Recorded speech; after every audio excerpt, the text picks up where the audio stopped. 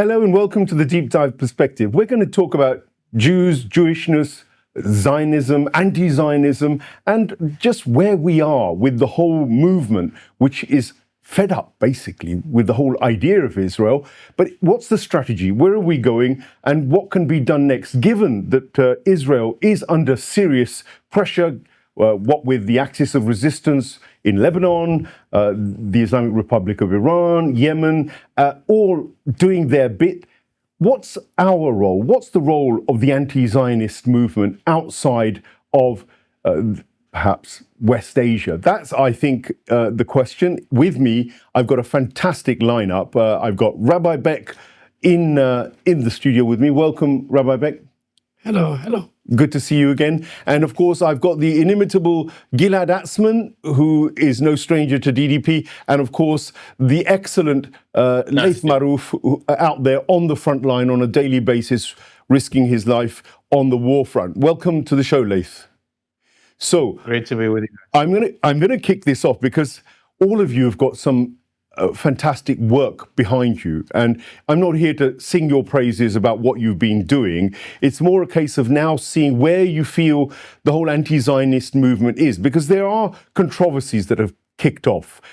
Some people are talking about Jewish supremacy, others are talking about anti-Zionist Zionists, and then there are issues around the anti-Zionist movement as a whole in the West and how effective it is in terms of its contribution. I know Laith and Gilad have all had strong words on this. I'm going to kick off with you, Gilad. You've got this narrative which looks at Ilan Pappé as one example, and you've got a critique of Ilan, who is an anti-Zionist, who has struggled for the Palestinian people, but you have some objections or some reservations. You respect him as a scholar and academic, but you have some reservations.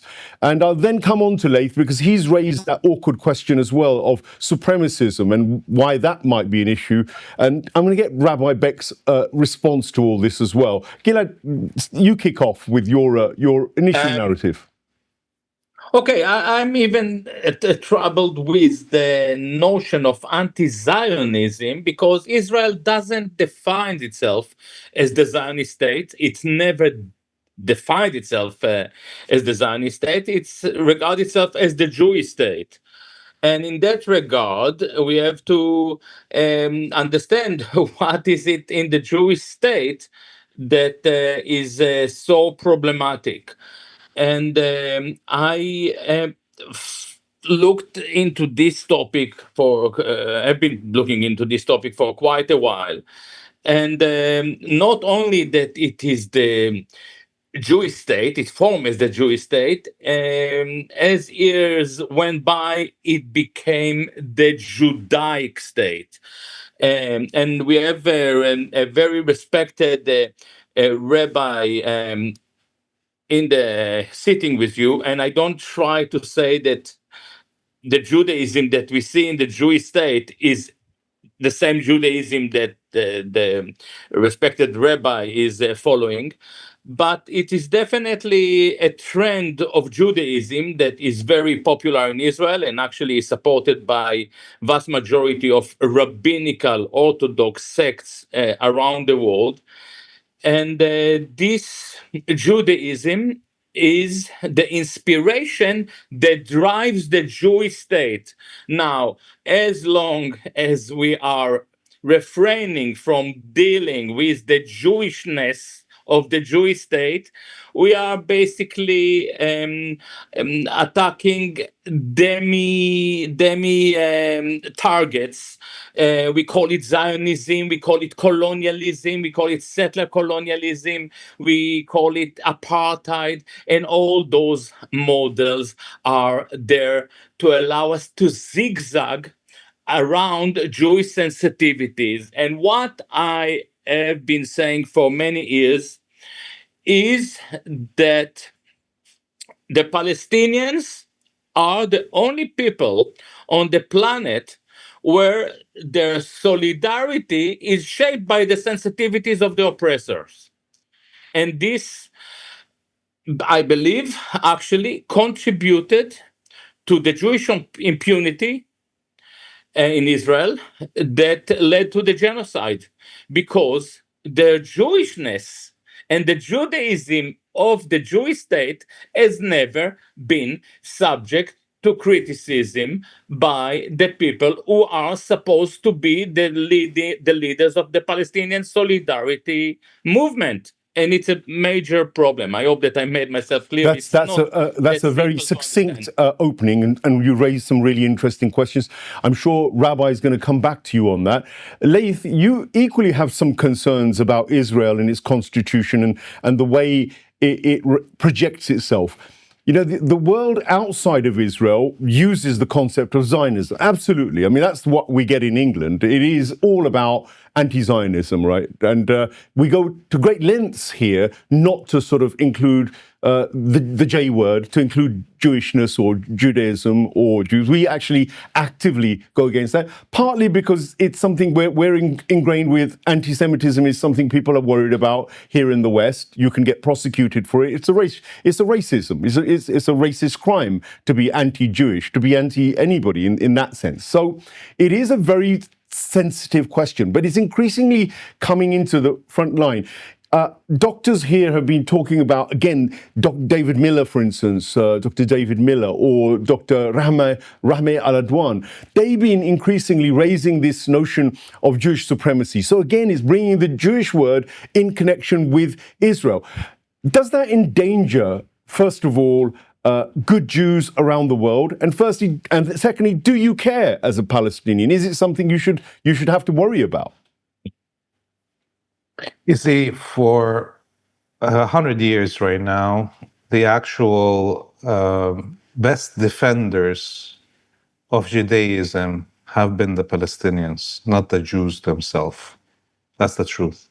The truth is that Palestinians have been defending the heritage of our prophet Moses to the world with our insistence that his teachings and this prophet is innocent of the crimes being committed in their name.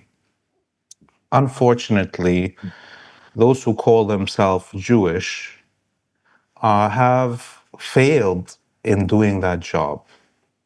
When we look at the broader battle for liberating Palestine, we see that the Palestinians did their job in this essence of fighting the collaborators amongst us, fighting to define Christianity, Islam, and Judaism that are our heritage, our theological heritage gifted to the world, are innocent of the crimes of supremacy and colonialism.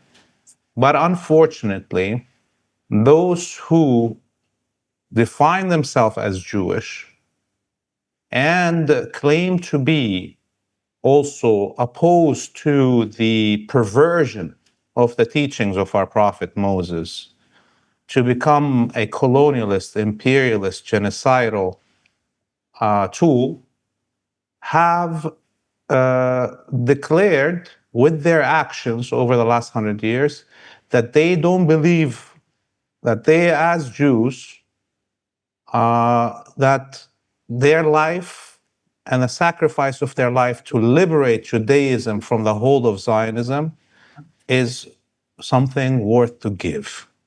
So up until now, we hear a lot of Jews that call themselves anti-Zionist and speak, whether from a religious point of view, like our esteemed rabbi that we're going to hear in a minute, who say Judaism is innocent of the crimes of Zionism. Up until now, those Jews just talk.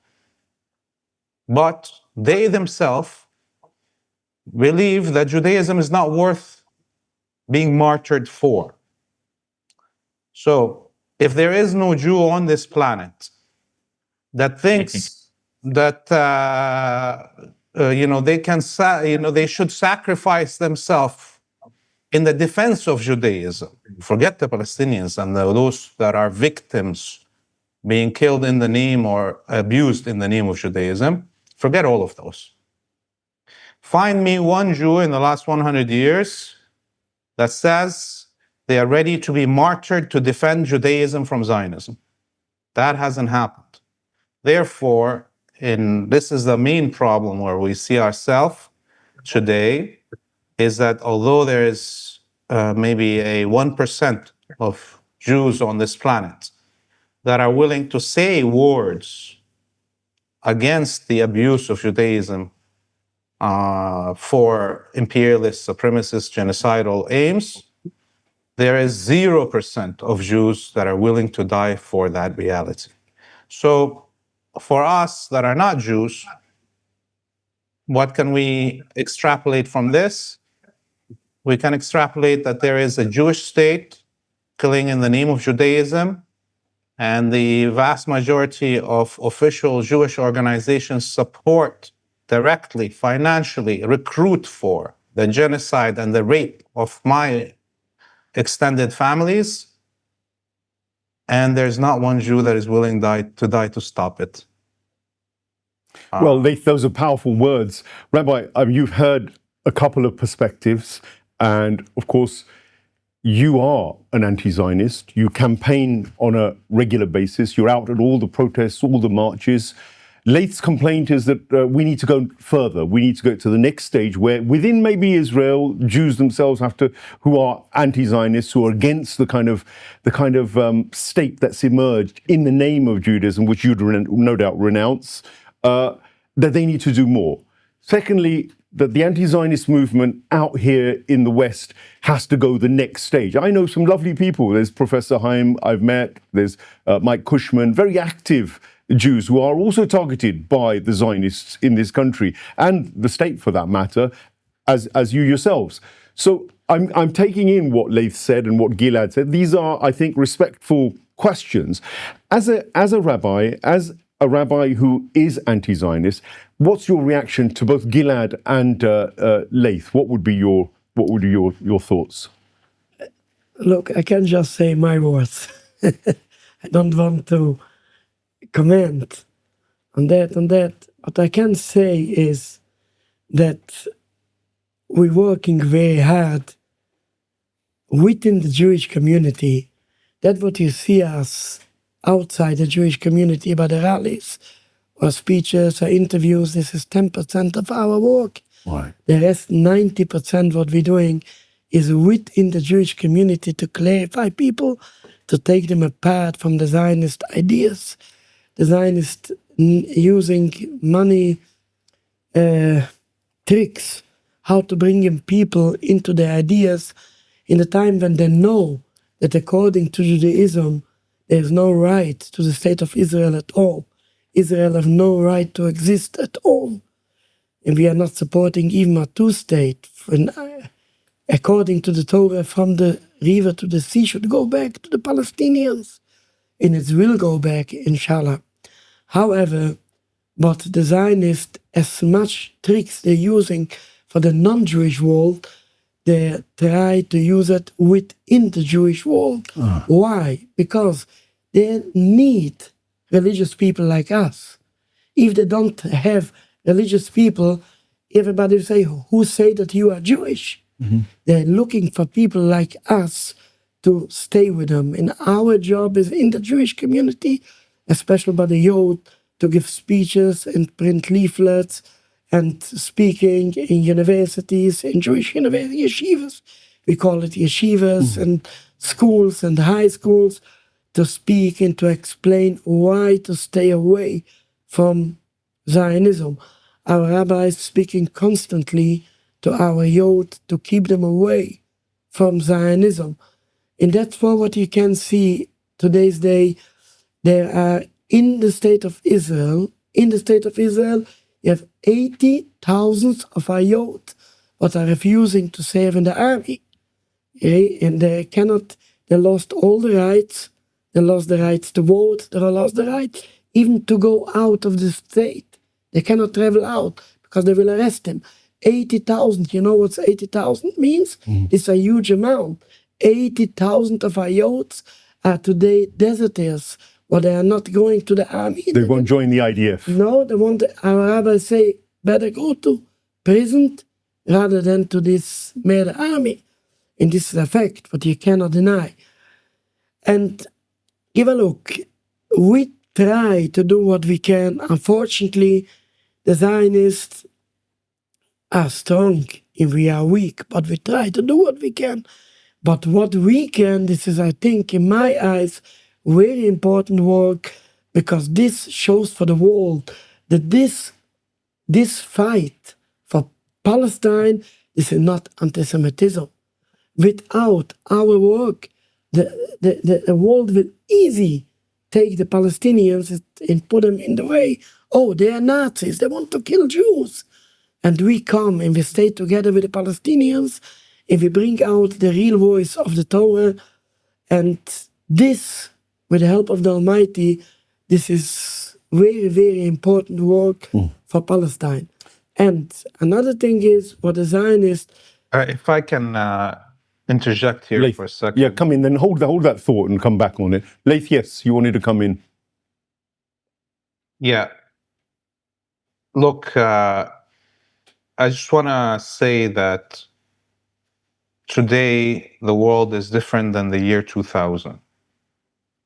In the year 2000, during the Second Intifada, there was still a necessary point to say that the world needs to see Jewish voices that are anti-Zionists to understand the difference between Judaism and Zionism. But you know what? All of humanity live together right now, a broadcasted, the most highly documented genocide committed in the name of Judaism. Okay. So I think the world is past that point. Okay, there is nobody now, when somebody says the word Holocaust or anti-Semitism, it's laughed at in the vast majority of humanity. Okay, let's be very clear about that, and that's thanks to the number one, educational efforts of the Palestinian people and the Palestinian people themselves documenting their own genocide. Those citizen journalists that a lot of times ended up also dead after they posted that video of the genocide being committed around them. So what is right now the place for Jewish anti-Zionists? In my opinion, there is no more need for Jewish anti-Zionists to take any public space. They need to be leading a rebellion within Jewish communities. We as Palestinians have already defeated the Zionists, militarily on the ground, and it's coming, but also ideologically on a global scale. There's no return right now. So what I need to see as a Palestinian is a rebellion inside the synagogue, is Jews challenging Zionists for the throne of control of Jewish organizations and institutions and umbrella groups and national organizations, because I can't do that. But what I can tell you also, to my brothers and sisters that are anti-Zionist Jews, is that if you don't do that, if you do not lead the revolution inside the synagogue today, there will come the time after we defeat Zionism and the Jewish colony, when everybody will be pointing at the Jewish institutions as the cause of not only the genocide in Palestine, but all the troubles around the world, as is already happening. So if, from a selfish point of view, my Jewish brothers and sisters that are anti-Zionist, from a selfish, existential point of view, think about it. If you do not lead the revolution inside the synagogue and Jewish institutions in the West, you will be holocausted again. This is not a threat. This is a fact. A reckoning is gonna come when we as Palestinians and Arabs and Muslims, with all the blood that we sacrificed over the last 3 years and the 2 years that are gonna come still of this war, defeat the empire and crash the whole world economy. Who are they gonna blame? The elite in the West, but the Jews for the destruction of the empire and its economy. So even if you are a selfish Jew, a selfish one, not a selfless one. If you're a selfish Jew that cares for the continuation of Judaism and Jewish existence, you must lead a revolution inside the synagogue and Jewish institutions, because the reckoning is coming. That's a lot of powerful words. Gilad, come in on this, and then Rabbi, I want your response to this. But there's a call for revolution in synagogues, Gilad.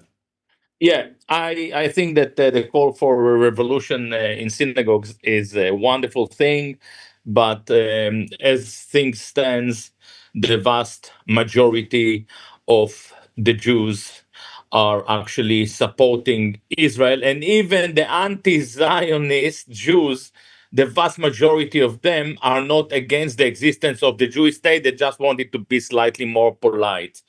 Now, Are you talking about the likes of Ilan Pape and Norman Finkelstein, these sort of chaps? When it comes to Norman Finkelstein, he always believed in two-state solution. So he wanted kind of a Jewish state. Where is he standing today? Where are we? Thursday, I don't know. But throughout his career, he's definitely, both him and Chomsky, they were two-staters. They believed in a compromise, and so on and so on. Now, I don't have any issue with the esteemed rabbi. In fact, I have a lot of support when I'm talking positively about Jews who come with an argument. I always refer to the Satmar, to Neturei, Karta, to Torah Jews, because they at least come with a theological argument, which is very, very important. However, the Satmar Jews, which includes the Neturei, Karta, and Torah Jews, are between 100,000 to 150,000 worldwide, which is less than 1% of world Jewry. We are now at number of 80,000 rabbinical students that refuse to go to the IDF. I guess that some of them are Neturei, Karta, and Neturei. I didn't even know that Neturei, Karta go to the army, supposed to go to the army, because they're supposed to be Palestinian citizens. Or not accepting the Israeli citizenship. But again, 80,000, Israel is a country of 10 million people, 8 million Jews. These are not big numbers. These are not the numbers. We are talking about 1% of the population. These are not people that going to change anything. Now, when it comes to Judaism, Jews always tell us that Judaism is not a monolithic thing, and this is actually true. There are different rabbinical sects. In fact, Zionism was in its best moment Labor Zionism especially, was very anti-Judaic, very anti-religion, very anti-Judaism. As it evolved, the Judaism of Rabbi Yitzhak Kook, Abraham Yitzhak Kook, who was the chief rabbi of Palestine in the 1930s, became more and more dominant. By 48, many rabbis around the world supported the Zionist states. After 1967, the support of within the rabbinical sect, proper Jews, Orthodox Jews, support of Israel became a tsunami. So, for instance, Chabad were not Zionists in the early days. After 1967, they became ultra-Zionists. All right? So, I do understand that there is one sect, and we have a representative of this rabbinical sect in the studio, and I respect it, are against what Israel is doing. They come with a valid theological argument. However, they cannot vindicate or clear neither the Jewish state and Judaism of the crime that in the open is committed by the Jewish state that is claimed to be spiritually driven by the Judaic ethos, where the prime minister speaks about Amalek, the ministers are quoting biblical verses, and so on and so on. And this is, as my friend Laith Marouf said, is something that Jews won't be able to clear easily. I think that actually I'm saying easily, they won't be able to clear themselves off, because there is no way back from genocide. And the genocide that we have seen in Gaza and now expanding to southern Lebanon is actually the worst documented genocide in world history. Well, Rabbi, lots of points, and there's constructive criticism, there's respect there as well. But what do you say? I mean, you've said to me on previous shows that Judaism was hijacked. You yourself gave me the history of how it was hijacked by Zionists in Western Europe or Eastern Europe or Western Europe, wherever. And as a result, it seems like the authentic Judaism, the authentic Jewish people have been overrun. It's a bit like Islam or Muslims. I mean, let me draw the comparison. We've had ISIS, which was manufactured. We've had Al-Qaeda. We've had all sorts of people who've got religious ideologies within the Muslim world who claim to be of Islam, but actually a lot of their values just don't correlate with them. And I've raised ISIS as one example, but there are many of these little outfits who we know their money trail goes back to Anglo-Zionist imperialism generally. That's all been proved now. So we've got that kind of movement. But in response to it, there's been a military battle. And as Laith said, there has to be some pushback. Otherwise, the whole of Islam would be taken over by these kinds of deviant cults, if you like. And it seems as though maybe over the 100 years or so, a very long time ago, it does seem as though you've been left in a huge minority. And now it's very hard on the international stage to say, okay, there are good Jews and, we love them and they're anti-Zionist and they're pro-Palestine and they want Palestine to have their say back. But you're such a small minority that this other large group with massive amounts of money, with corporate funding, with US state funding behind it, with Christian Zionism behind it, with secular atheist neoliberalism behind it. Do you really stand any chance of recapturing Jewishness and Judaism? Look, I coming from the religious point of view.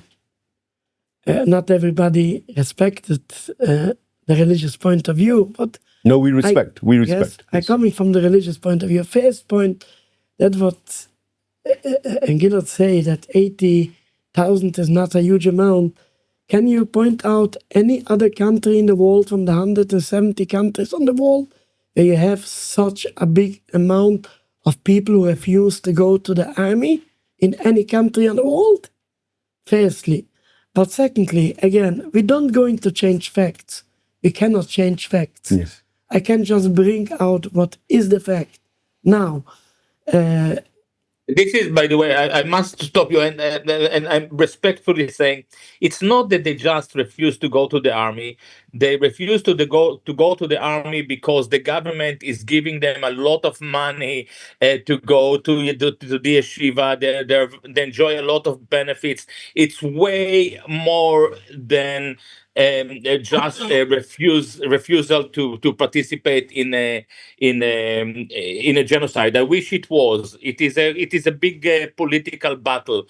It's not really a theological thing. Sorry for it. Rabbi, carry on, please. It's not only that. This is because the whole idea of the state of Israel is against the basic principles of the Jewish religion. Mm. So it's not okay. However, I come back to the point.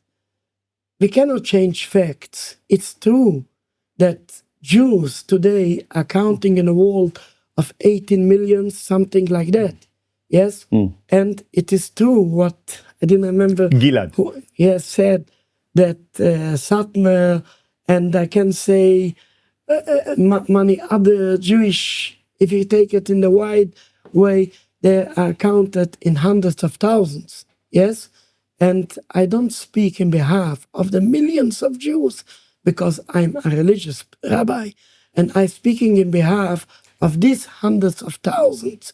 If we can't take a physical change, or we cannot take a physical change, this is not our work. We can do what we can, the rest we leave to God. If it will happen, the Holocaust or not, we leave it to God. But we have to fight on the right side. We have to stay with the truth. And the truth is that according to the Torah, the state of Israel has no right to exist. He's speaking about making revolutions in the synagogues. Now, about which synagogues he's speaking to. If he's speaking about the Reformer synagogues or the modern Orthodox synagogues where they are clearly Zionist, we have no word with them. We have no connection with them.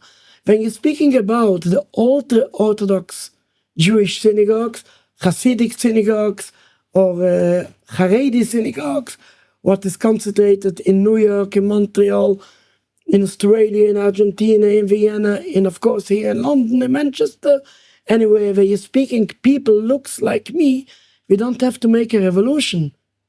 There are no Zionists there, very small percentage. When you come in our area, in Stamford Hill, yes, you will find only 5% of Zionists, 95% are non-Zionist, and 65% are anti-Zionist. We don't have to make a revolution, just come in our synagogues. You will not find anywhere a Zionist flag. You will not find anywhere that say, I don't know if you know, Amishe Beirach, for the Torah, for Tzahal, for IDF, or something like that. All of them are against the state of Israel. We don't have to make the revolution, because the revolution exists. When you're speaking about people looks like me, this type of people, concentrated people, again, I'm speaking outside Israel. In Israel is a bit different, I will come back to this point. But in the world Judaism, when you speak in this small minority of Jewish people looks like me, Haredi Jews, the revolution is there. You come into the synagogues, all of them are anti-Zionist. In Israel, unfortunately, I know that the settlers looks like me, and they are really the murderers.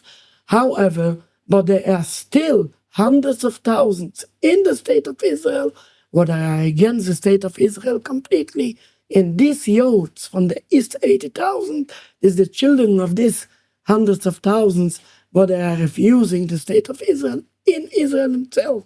Unfortunately, you have there other people looks like me where they are Zionists. Yes. But outside the state of Israel, we have no influence on the wide so-called Jewish community. We don't call them Jews, because a Jew means somebody follows God, follows the Torah. But we have no connection, we have no influence, and we cannot make any revolutions. We don't praying in their synagogues. This is not a synagogue, really. A synagogue means you are really connected to God. And when you come with a synagogue Saturday with a car, or you eat Yom Kippur, this is not a synagogue. Yes. Sure. However, we have no connection with them, and we cannot make any revolution. Laith, we're coming to the end of the show, so I will let you come in on the Rabbi's given a very a strong defense. Last words, yes. About people looks like me. These people, we don't have to make revolutions. The revolution exists. In all these synagogues, we are anti-Zionist. Okay, Laith, come in on that, Laith. You look, what I heard right there is that basically the rabbi is and the Neturei Karta movement will not be challenging physically the Zionist. Maybe this is, on the one hand, some idea of nonviolence pacifism. And if that is the issue of the nonviolence pacifism, this is when we're talking about a challenging Zionists within Jewish communal spaces. and trying to wrangle away the organizations that represent Jews in the West. Well, you know what? There's nonviolent ways to do this. And I don't think the life of a Jewish person is more worth than the life of an Indian person. And we have the teachings of Gandhi of people putting their bodies in the way of harm to stop the violence and or to end colonialism or to defend their beloved religion or what have you. So occupations of national institutions that's supposed to represent Jews in the West should have been already done by Neturei Karta members. And if it means to be killed, it should have been done also. Similarly, the 80,000 youth that you're talking about, these are carrying arms age. And there is millions of Jews around the world that have decided that they would travel to Israel to carry arms to kill Arabs and Muslims and rape them and their children and their women. But there isn't, out of these 80,000 that are already inside my land, Palestine, there's 80,000, you're telling me, Rabbi, there is 80,000 Jews that are members of Neturei Karta that are living on colonized, stolen land. And their contribution to my liberation is to refuse to serve in the military instead of carrying arms against the military. That's what you're telling me. Well, maybe they're still pacifists also there, and they're not willing to carry arms against the Jewish state because maybe they don't want to kill other Jews that are killing in their name. Okay. Rabbi, do you want to come back on that? Well, maybe, you know what? Again, you can use the 80,000 for me is a big number, by the way. Hamas's all armed wing was an 80,000. And it brought down Israel to its knees, the whole empire and all the West to its knees. Okay? So 80,000 young, healthy men. Okay? This is not the ones in their 20s and 30s and 40s that could also carry arms. The hundreds of thousands of Neturei Karta members that you just pointed out that are inside Palestine. Okay, well, you know what? Again, you can follow the Gandhi march of assault. Instead of the Palestinian peoples doing the March of Return in 2018, 2019, when they were being shot like cattle. It should have been those 200, 300,000 anti-Zionist Neturei Karta Jews walking to the fence of Gaza and breaching the wall themselves and deciding that they will keep their hands up and get shot and killed for the liberation of Judaism and Palestinians. Maybe I would see one Neturei Karta member lighting themselves on fire like a Buddhist monk against Vietnam. We didn't see that. Oh my God, I just want to see one Jew willing to sacrifice themselves for Judaism's honor. Forget the Palestinians and the Arabs, for Judaism's honor. Sacrifice themselves non-violently or violently. Show me this, and I will be happy, Rabbi. I'll be happy. Well, it's a cry from a painful heart that I'd say Laith is coming from on the back of what we've seen in the live genocide, and I can't knock him for that. But in terms of what should happen next, certainly Laith's made it clear as to what he would like. Gilad, final words. One final word from you, and then from Rabbi Beck, and we're gonna conclude this part. I think that this was. For me, as a listener, it was a fascinating debate. As I mentioned before, I have a lot of actually respect to the positions that Neturei Karta are taking. In fact, I see them as the one and only Jewish institutions that kind of present a proper argument, proper Jewish argument, because the argument is theological. However, there is a lot of truth in what Laith is saying. There is a lot of verbalism in this Jewish anti-Zionism, and what I have to add, and I already spoke about it. It's not only verbal; it's actually getting us into zigzagging around the main issues. And we really don't see any commitment. Now, there is something really important to mention here. The Jews are the best people to tell us what is it in the Jewish state that makes it so barbarian. What is it in the Jewish state that makes this genocide possible? What is it in Judaism? Who can tell us better than Jews about the essence of Judaism? And yet, the Jews within the movement are doing whatever they can to obscure this discourse, to punish the people who raise these issues.